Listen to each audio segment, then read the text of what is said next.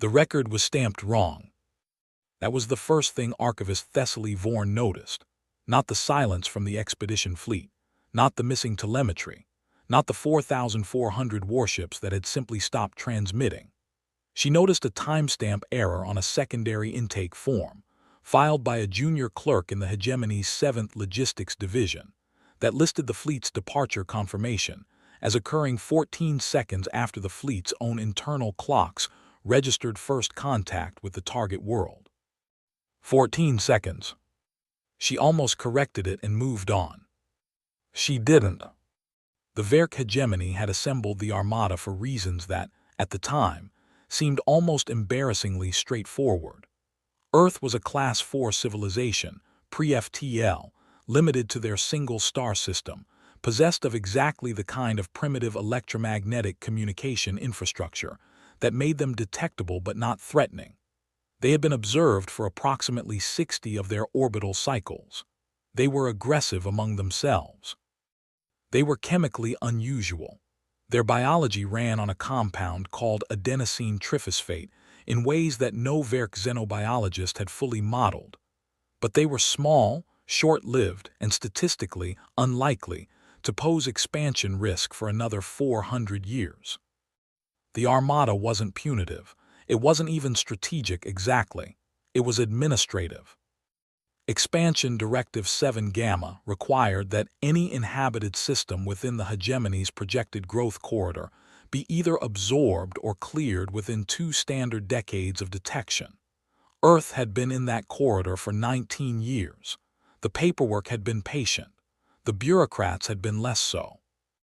Send a sufficient force that no resistance calculation is necessary, Fleet Commander Drevath had reportedly said at the mission briefing.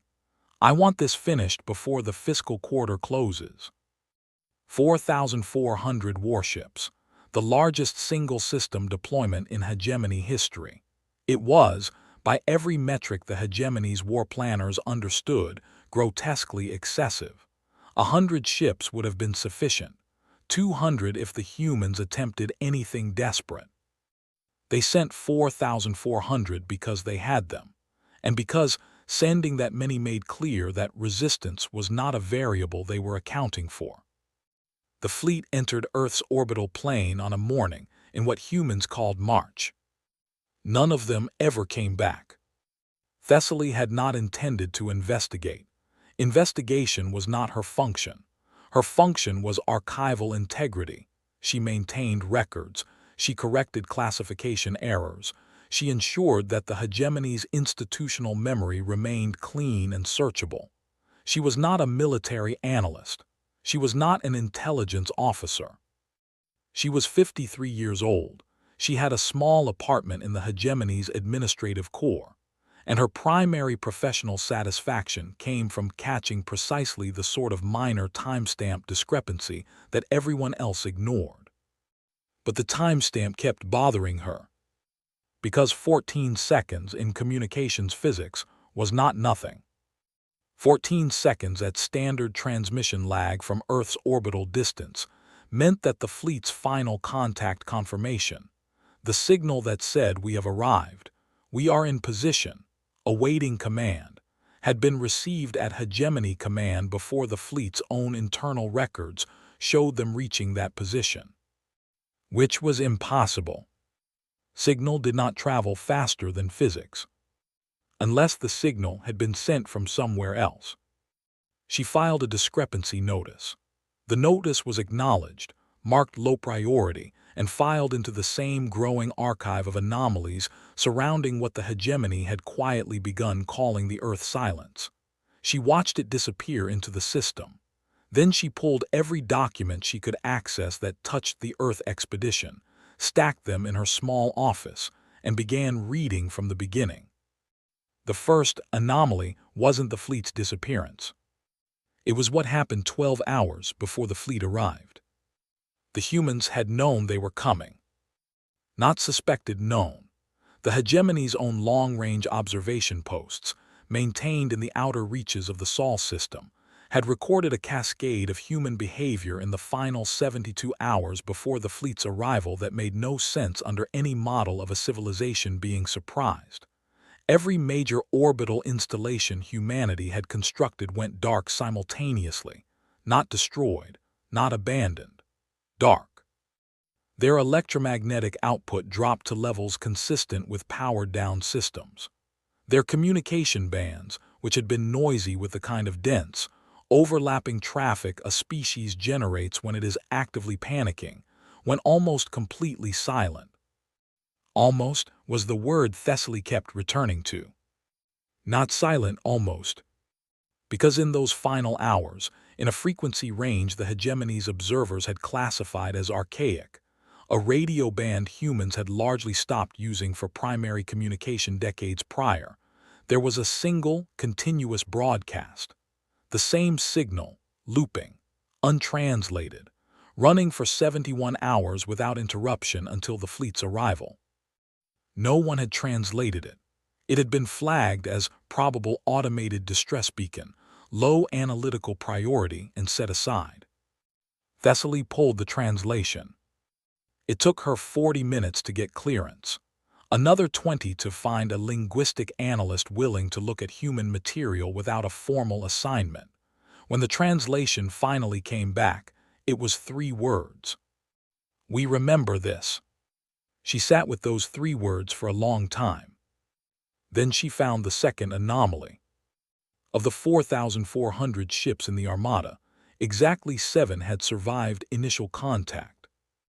This was not public knowledge. The hegemony's official position was that the Earth expedition had suffered a catastrophic navigational failure, a gravitic miscalculation near the star, perhaps, or an unforeseen debris field.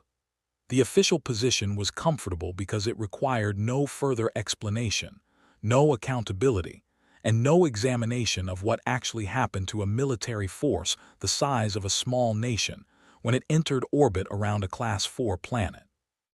The 7 survivors had returned to hegemony space in compromised vessels, most of them requiring emergency assistance just to make final transit. 3 of the 7 crews were in medical isolation upon arrival. 2 more were described in the intake documents as non-responsive to standard communication protocols, a phrase that, in hegemony bureaucratic language, was the clinical way of saying the crews were present but something essential about them was not. Thessaly found the debrief transcripts buried under 4 layers of restricted access she was not supposed to have.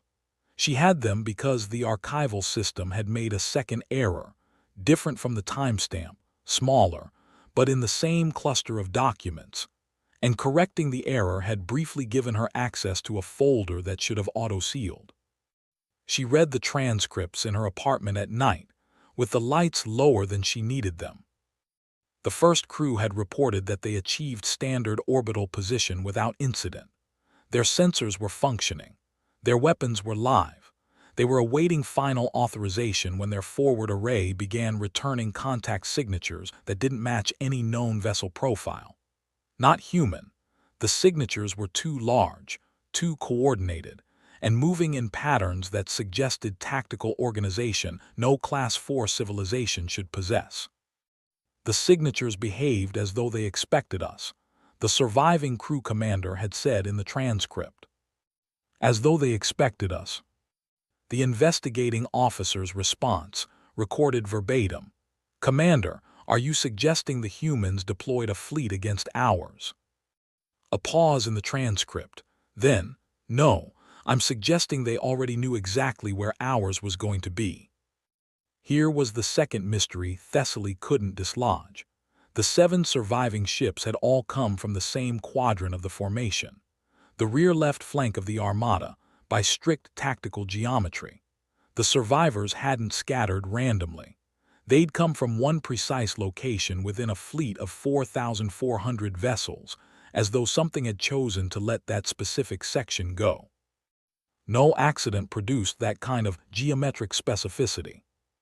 She began pulling crew manifests, the 7 ships, who had been on them, what their assignments were, what made them different from the other 4,393.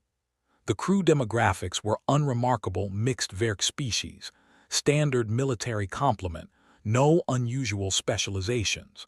She was about to set the manifests aside when she noticed that 3 of the 7 ships had been carrying something the others hadn't. Observers. The hegemony maintained a class of attached civilian personnel, xenological surveyors, linguistic specialists, biological analysts who rode military expeditions as technical staff. They were non-combatants. They had no access to weapon systems. Their function was to document, categorize, and report. All 3 observer-carrying ships had survived. The observers had been documenting, right up until the moment everything else was gone. They'd been recording. Thessaly found the recordings. Or rather, she found where the recording should have been and found instead a placeholder document that read, "Contents relocated per order of Council Directive 14 Apex. Access. Restricted Council eyes only." Council Directive 14 Apex. She had never heard of it. It took her 6 days to find someone who had. His name was Vasek, and he was old enough to remember the last time a Council Apex directive had been issued 90 years ago, during the Marin containment, when an entire frontier colony had been sealed from public record, because what had happened there had been deemed too destabilizing for the general population to process. "You found 14 Apex," he said, when she explained what she'd found. Not a question. He'd said it the way someone says the name of a thing they hoped they'd never have to discuss. "I found where it was supposed to be," Thessaly said. "What's in those recordings?" Vasek was quiet for long enough that she thought he wasn't going to answer. Then, "The question isn't what the observers recorded. The question is why the humans let the observers' ships leave." The silence that followed that sentence did something uncomfortable to the air between them. "They let them leave," Thessaly repeated. The analysis team that reviewed the recordings before 14 Apex, before the Council sealed everything, their report had one finding that made it all the way to the open filing system before someone caught it and pulled it. He paused. "I read it, once, a long time ago. It said that in the observer ship's recordings you could see the rest of the fleet being destroyed, and you could see clearly, unambiguously, that the human forces left a corridor open, a specific exit path. Only for those 3 ships." Thessaly thought about the geometric specificity of the 7 survivors, about the rear left quadrant, about the fact that the observer ships had been carrying people whose job was to document exactly what they were seeing. "They wanted us to see what happened," she said. Vasek's expression did something she couldn't quite name. "That was the finding, yes." "Why?" "That," he said quietly, "is what 14 Apex exists to prevent anyone from asking." But Thessaly was already asking. She'd been asking for 6 days, and she was constitutionally incapable of stopping, which was, she understood now, exactly the kind of personality flaw that occasionally made archivists accidentally stumble into things that restructured their understanding of the world they lived in. She went back to the observer recordings. Not the sealed ones, those were beyond her reach. But observers filed preliminary logs, time-stamped and separately archived from their main records, and preliminary logs were classified at a much lower tier because they were considered fragmentary and low value. Fragments of what someone planned to document before the real documentation began. The preliminary logs from the 3 observer ships covered approximately the first 40 minutes after the fleet achieved orbital position, before anything happened, before the contact signatures that moved like they knew where the Verk ships were going to be. She read them word by word. The first preliminary log noted with clinical detachment that Earth's surface appeared unusually quiet. The major population concentrations, cities, the observer called them, dense clusters of human habitation, were producing lower thermal signatures than expected for populations of their recorded size. The observer's hypothesis: the populations had moved, recently and in large numbers before the fleet arrived. The cities were largely empty. The second preliminary log noted something about the planet's orbital infrastructure. The human installations, space stations, communication platforms, what the hegemony had cataloged as primitive long-range sensor arrays, had all been repositioned. Subtly, over the preceding weeks, based on trajectory analysis that put the repositioning beginning almost exactly when Hegemony Command had issued the deployment order for the Armada. The deployment order had been internal, classified. There was no mechanism by which the humans should have known. The third preliminary log was the one that made Thessaly set the document down and sit very still for a while. The observer had been cataloging human transmissions, the one still active in those final hours, sparse but present, and one of them coming from what the observer identified as a deep subsurface origin point was not a radio transmission at all. It was using a protocol the observer had never seen before, a modulation pattern that didn't match anything in the hegemony's Xenotech database. The observer had flagged it as anomalous and moved on, because observers documented what they saw and left interpretation to the analysts. But the observer had included a technical appendix, and in the technical appendix, recorded as a simple factual notation, was this: the unidentified subsurface transmission was operating on a frequency band the hegemony used exclusively for encrypted military command communication. Human hands on a Verk military frequency. Before the fleet arrived, Thessaly pulled every observation record from the 60 years of human monitoring. She was looking for when humans had encountered Verk communication technology. She found the answer in year 11 of the monitoring period, a brief notation in a field observer's report. A human research vessel had come within 3 light hours of an unmanned Verk relay station. Standard protocol was to let Class 4 vessels pass without contact. The relay station had been operating normally. The observation post recorded the human vessel's passage and flagged nothing. Except, in the same report's technical appendix, the monitoring station had noted a 40-second signal dropout from the relay. The station had briefly gone dark, then come back online, all systems nominal. The explanation filed at the time: cosmic ray interference, a common enough occurrence. Cosmic ray interference did not, in Thessaly's experience of physics, produce clean 40-second blackouts that ended with all systems returning to nominal function with no logged errors. Something had touched that relay station, looked inside it, learned what it needed to learn, and left without a mark. 11 years after first detection, 48 years before the Armada was assembled. We remember this. The message playing on the archaic frequency, the one that had been running for 71 hours before the fleet arrived. Thessaly now understood it wasn't a distress beacon. It wasn't a warning to the hegemony. It was directed inward. It was humans talking to humans. And now she finally understood what they'd been saying. We remember this. We learned their language. We've been waiting. Hold the line. She needed to get into the sealed recordings.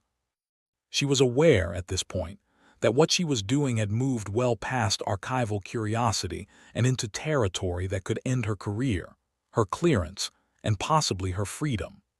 Council Apex directives were not sealed out of bureaucratic caution. They were sealed because the Council had made a determination that the contents were systemically dangerous, not to individuals, but to the hegemony's functional coherence. Its people's ability to continue operating within the assumption that held the civilization together. Thessaly had read enough philosophy to know what that meant in practice. It meant the truth was the kind that broke things. She contacted the only person she could think of who might have both the access and the motivation to help her. Her name was Sira Dahl, and she had been one of the 3 non-responsive crew members brought back from the Earth expedition in medical isolation. She had recovered, eventually, in the technical sense. She worked now as a navigational consultant, a job that required exactly none of the skills she trained for as a tactical analysis officer. She had a reputation for being quiet in meetings, for staring slightly past the person she was speaking with, for sometimes, when she thought no one was watching, going very still in a way that had nothing to do with the stillness of rest. Thessaly sent her a message with a single line. I found the 14-second timestamp. Sira Dahl responded in 4 minutes. In person, come now. Sira lived in a residential block on the city's eastern edge, in a unit that faced away from the main towers. The walls were nearly bare. There was one piece of decoration, a framed reproduction of a human information medium, flat and rectangular, covered in their angular written language. Thessaly found herself staring at it. You read human, she said. A little. Sira's voice was even, calibrated somehow, like someone who had learned to make her voice carry less than it wanted to. Sit down. Thessaly sat. What happened out there? Sira was quiet for a moment. When she spoke, she was looking at the human text on her wall. You've been reading the preliminary logs. You know what they found before it started. The empty cities, the repositioned infrastructure, the subsurface transmission. Then you know they were ready for us. Sira turned. Her eyes had that quality Thessaly had read about, focused somewhere just past the visible. What you don't know, because no one in this building is ever going to tell you, is that the humans made contact before the shooting started. Thessaly felt the air change in the room. They communicated. A transmission on a Verk command frequency. Fleet Commander Drevath received it personally. Sira's jaw tightened. I know because I was in the tactical room when it came through. I watched him listen to it. I watched his face. What did they say? Sira smiled slightly, and there was nothing warm about it. They gave us 1 hour to leave. The silence stretched. That's not, Thessaly started. A Class 4 civilization, pre-FTL, surrounded by 4,400 warships, and they told us we had 1 hour to turn around and leave. Sira's voice had gone somewhere very flat. Drevath laughed. He told communications to log it as a curiosity for post-action psychological study. He was going to present it at the victory debrief as evidence of what he called charming primate bravado. He didn't leave. He did not leave. And then, Sira said, it wasn't like a battle. It wasn't like anything I've ever seen in 9 years of tactical analysis. She stopped. I've been trying to find language for it for a long time. The closest I can get is this. It was like watching someone reach into a machine they'd spent 48 years learning the inside of every gear, every weakness, every place where one wrong adjustment cascades into catastrophic failure, and close their hand. Thessaly thought about the relay station, 11 years into monitoring, the 40-second blackout, 48 years of learning. They'd mapped our system, she said slowly. 48 years of studying us, our communication protocols, our command structures, our fleet formations. Our weaknesses, Sira said, every single one. The 7 survivors were let go. Sira turned back to the wall, back to the human text. The corridor opened before we even realized we needed it. They'd already decided we would leave and who would leave and what we would carry with us. A pause. They were extraordinarily precise about not killing the observers. Extraordinarily. In the middle of destroying 4,393 warships, they were careful about 3 ships full of scientists. Because they wanted us to see. Because they wanted the right people to see, not the council, not the military command. Sira looked at her then, full and direct. The observers, the ones whose job is to remember and record. They let those ships go because they knew we have people like you. Something cold moved through Thessaly's chest. They knew we'd investigate. They planned on it. The timestamp, Thessaly said. The 14-second error, that was. Not an error, Sira said simply.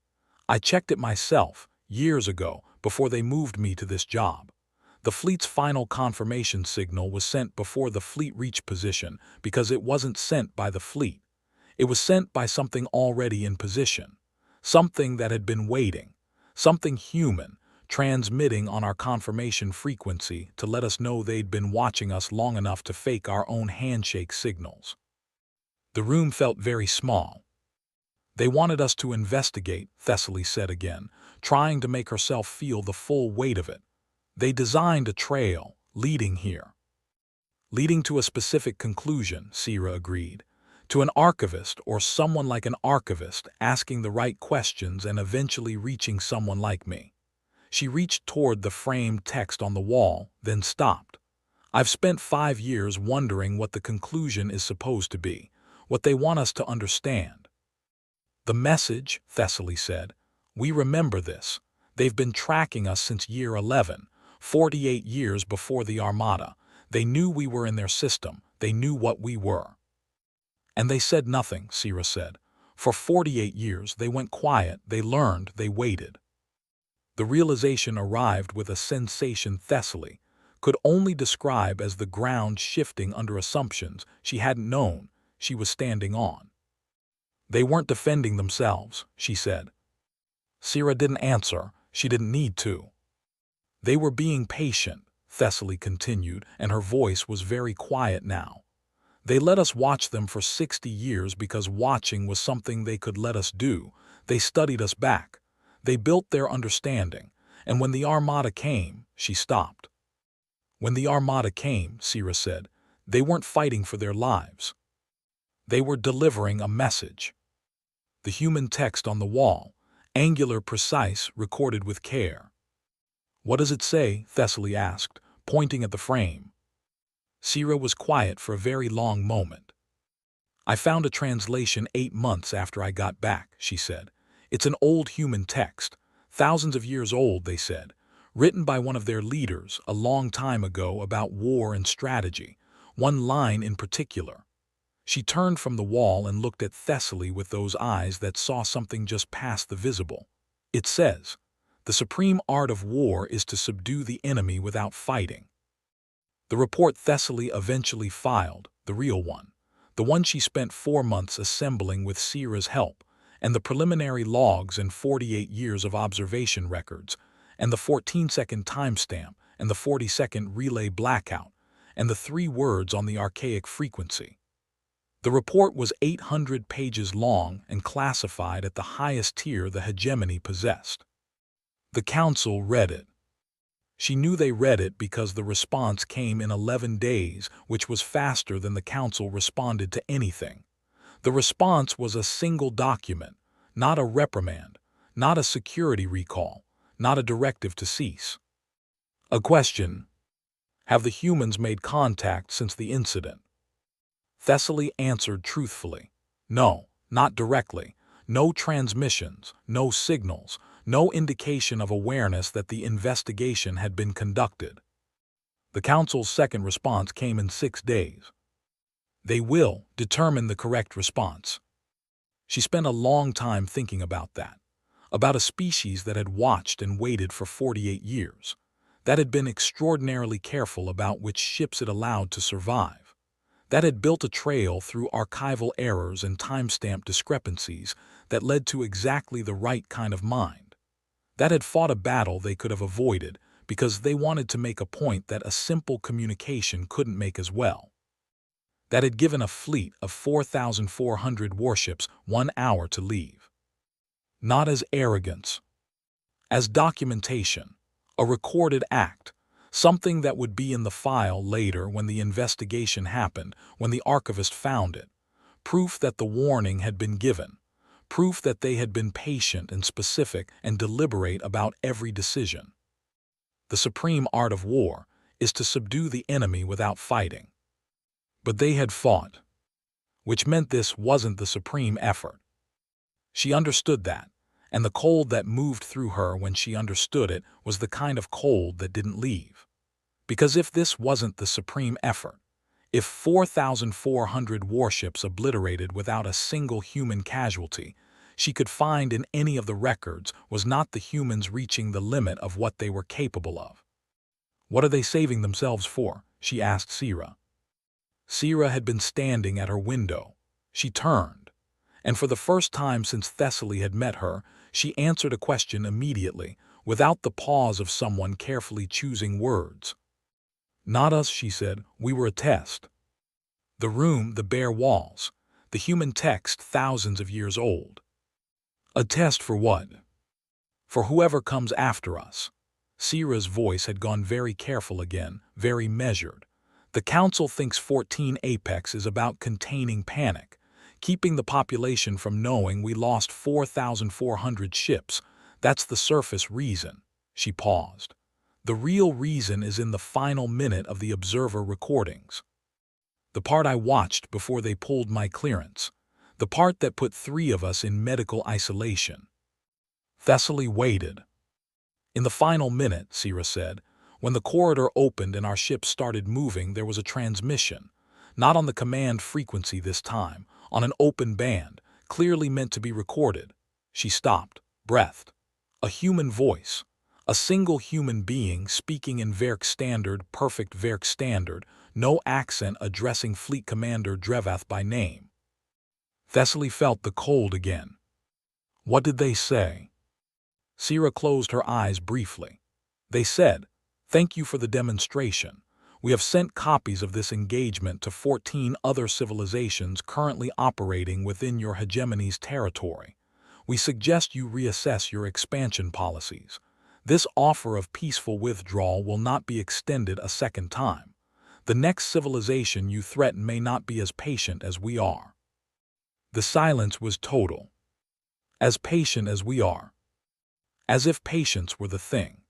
As if the defining characteristic of a species that had just dismantled the largest armada in hegemony history without a single recorded casualty of their own. As if the most important thing they wanted said about themselves, in the statement they'd spent 48 years building toward, was that they were patient.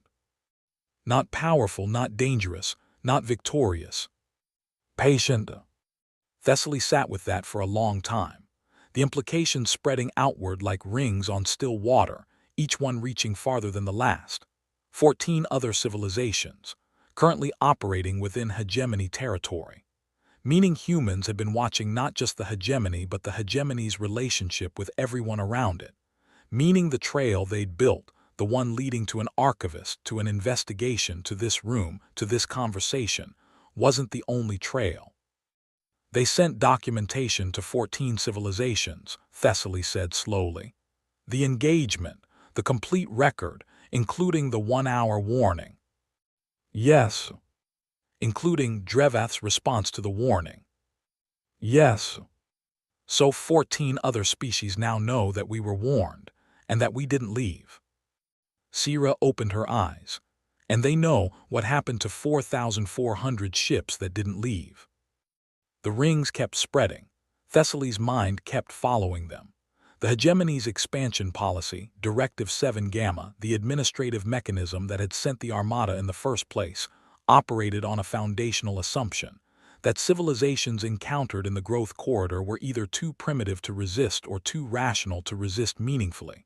The calculation was always the same. The force is overwhelming. Resistance is irrational. Rational beings submit. Humans had not submitted. But more than that, humans had made it expensive to even attempt submission, had made it expensive in ways that the expense of 4,400 ships could only begin to suggest, because 14 other civilizations now knew the math, now had the data, now had to factor into their own rational calculations the existence of a species that had waited 48 years and fought a perfectly calculated battle, and released exactly the right survivors carrying exactly the right documentation, and sent copies to exactly the right addresses. The hegemony's expansion model, Thessaly said. Doesn't work anymore, Sira confirmed. Hasn't since March. Every civilization in the growth corridor knows what humans did. Some of them were going to capitulate without a fight. Some already had. But now they know capitulation isn't the only option on the table. A pause. They know patience is an option. They know 48 years of preparation is an option. They know that a Class 4 civilization can spend decades learning the seams of a Class 8 military, and then close its hand around exactly the right gear at exactly the right moment. The hegemony had not lost a battle. It had lost a method. The entire architecture of expansion, the overwhelming force-making resistance irrational model, had been dismantled not with superior technology, not with a larger fleet, not with any of the things a civilization was supposed to use to fight back. It had been dismantled with time, with memory, with patience precise enough to feel, in retrospect, like something planned by beings who did not experience urgency the way other species did, or who chose not to. We remember this. Thessaly thought about the humans in their emptied cities, watching the Armada fill their sky. 71 hours of that message playing on the old frequency. Not panic, not desperation, something older and quieter than either. The communal act of a species reminding itself of what it had decided to be. We remember.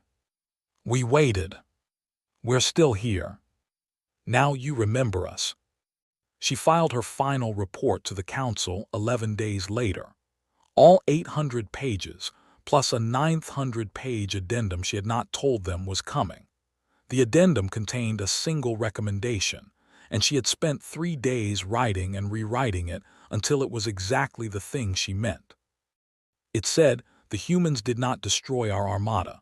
They demonstrated what destroying our Armada looked like. These are different acts with different meanings. The first is war. The second is communication. We have therefore been in contact with Earth since March. We have been receiving a message. I recommend we consider what we intend to say in return, not because the humans are waiting for our response, but because they are not. They will let us decide in our own time. They have made it clear they are comfortable waiting. They have also made it clear, through their communication to 14 neighboring civilizations, that while they are waiting, the rest of the galaxy is watching what we decide. The Council's response this time took 23 days. It was the longest they had ever taken to respond to anything. When it came, it was not a document. It was a single line on an otherwise blank page, bearing the seal of all 7 Council members. We understand. Thessaly looked at those 2 words for a long time. She thought about Sira. She thought about the frame on the wall. She thought about a voice on an open frequency, in perfect Werk standard, saying thank you for the demonstration with the calm of someone who had always known exactly how this was going to go. She thought about the 14-second timestamp that had started all of this. The deliberate error, placed in a secondary intake form in the 7th Logistics Division, designed to catch exactly the kind of mind that would notice a discrepancy and refuse to let it rest. The humans had chosen their messenger carefully. 71 hours of preparation for the battle itself. Years, perhaps, finding the right thread to leave visible in the hegemony's own filing system. A thread that led, specifically and precisely, to an archivist with a flaw she'd always thought of as professional perfectionism, an inability to see an error and look away.